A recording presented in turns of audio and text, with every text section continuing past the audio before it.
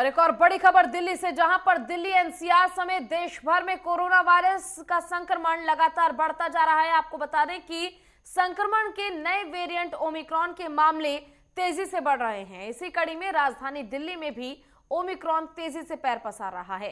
Corona के मामलों में हर दिन बढ़ोतरी हो रही है।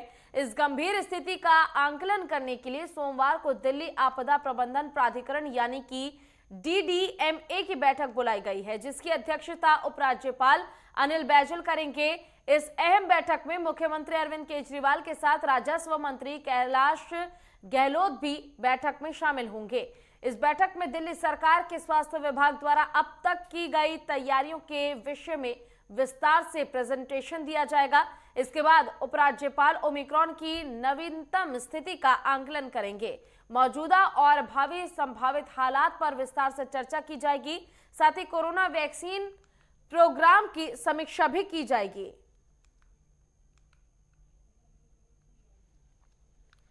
तो ओमिक्रॉन के बढ़ते मामले अब लोगों की चिंता बढ़ाने लगे हैं, और न केवल लोगों की बल्कि इससे स्वास्थ्य विभाग की भी चिंता बढ़ रही है और साथ ही सरकार की चिंता भी बढ़ती जा रही है। आपको बताते चलें कि देखते ही देखते ओमिक्रॉन के मामले 150 के पार पहुंच चुके हैं। वहीं अगर बात की जाए दिल्ली की, तो दिल्ली में लगातार जिस तरह से ओमिक्रॉन के मामले सामने आ रहे हैं, ये कहीं ना कहीं काफी ज्यादा चिंता का विषय बनता जा रहा है। और इसी को ध्यान में रखते हुए आज DDMA की ओर से एक अहम बैठक होगी, जिसमें कि दिल्ली के उपराज्यपाल अनिल बैजल और साथ ही दिल्ली के मुख्यमंत्री अरविंद केजरीवाल शामिल होंगे। और इस विषय पर चर्चा की जाएगी कि आखिर किस तरह से ओमिक्रॉन को फैलने से रोका जा सके, किस तरह ओमिक्रॉन पर काबू किया जा सके, जिससे कि देश की राजधानी दिल्ली ओमिक्रॉन की जद में ना आए।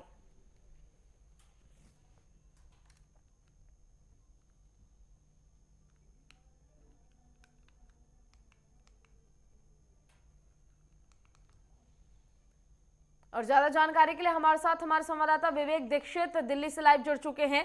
विवेक, लगातार बढ़ते ओमिक्रॉन के आंकड़ों के बीच आज DDMA की एक बैठक होनी है, काफी महत्वपूर्ण ये बैठक है, क्या कुछ पूरी जानकारी आपके पास? बिल्कुल पूजा, मैं आपको बता दूं, जिस तरीके से लगातार ओमिक्रॉन अपने पैर पसार रहा है, अगर पूरे देश की बात करें तो 153 मामले सामने आ चुके हैं। ओमिक्रॉन के जो संक्रमित मरीज हैं मिल चुके हैं, उसको देखते हुए कहीं ना कहीं दिल्ली की जो दिल्ली की अगर बात करें तो दिल्ली देश की राजधानी है, तो सबसे पहली लहर यहीं पर जाती है दिल्ली के अंदर। तो दिल्ली में आज DDMA की बैठक बुलाई है, जिसकी अध्यक्षता उपराज्यपाल करेंगे। उसमें इस बैठक में कई बड़े नेता शामिल होंगे। इसमें अरविंद केजरीवाल जो यहाँ के CM है वो भी शामिल होंगे, सत्येंद्र जैन भी रहेंगे स्वास्थ्य मंत्री।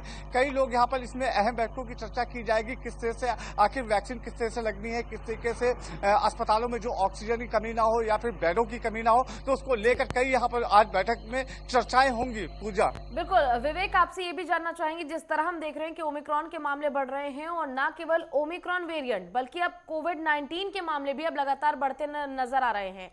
ऐसे में अगर बात की जाए दिल्ली की, तो लोग काफी ज्यादा लापरवाह नजर आ रहे हैं। क्या कुछ तैयारियां वहां पर इस चुनौती से निपटने के लिए सरकार की ओर से उठाई गई हैं? बिल्कुल बिल्कुल मनीषा, मैं अपने दर्शकों को बताना चाहूंगा, अगर दिल्ली की बात करें तो दिल्ली में सबसे बड़ी बात यह है, अगर हम पिछले हफ्ते की बात करें तो पिछले हफ्ते जो आंकड़े थे वो आंकड़े 171 थे कोविड के पेशेंट जो निकलकर सामने आए थे। अगर हम इस बार बात करें तो टोटल इस समय, जिसमें अगर पिछले हफ्ते की बात करें तो कोविड के चलते एक की मौत भी हो गई थी, उसको जान गंवानी पड़ी थी कोविड के चलते। आज टोटल अगर दिल्ली की बात करें तो 500 मामले कोविड के संक्रमित जो एक्टिव केस है, तो कहीं ना कहीं जो समझने का प्रयास है, क्योंकि अभी कोविड का समय खत्म नहीं हुआ, क्योंकि ये संकट की घड़ी पिछले साल जिससे देखा था पूरा देश परेशान था। तो कहीं ना कहीं जो अब ढिलाई बरत दी है लोगों ने, तो लोगों को भी समझने की जरूरत है और सरकार को भी लोगों को जागरूक करने की भी जरूरत है। क्योंकि अगर दिल्ली की बात करें तो दिल्ली में चाहे रेलवे स्टेशन हो वहां पर भी भीड़ देखी जाती है, चाहे शॉपिंग मॉल हो या फिर सिनेमा घर हो या फिर शॉपिंग सेंटर, तो सभी जगह जो मॉल है वहां पर विवेक, ऐसे में लोगों को भी सतर्क रहने की जरूरत है और साथ ही सरकार को भी सतर्कता के साथ काम करने की जरूरत है, क्योंकि वो तस्वीरें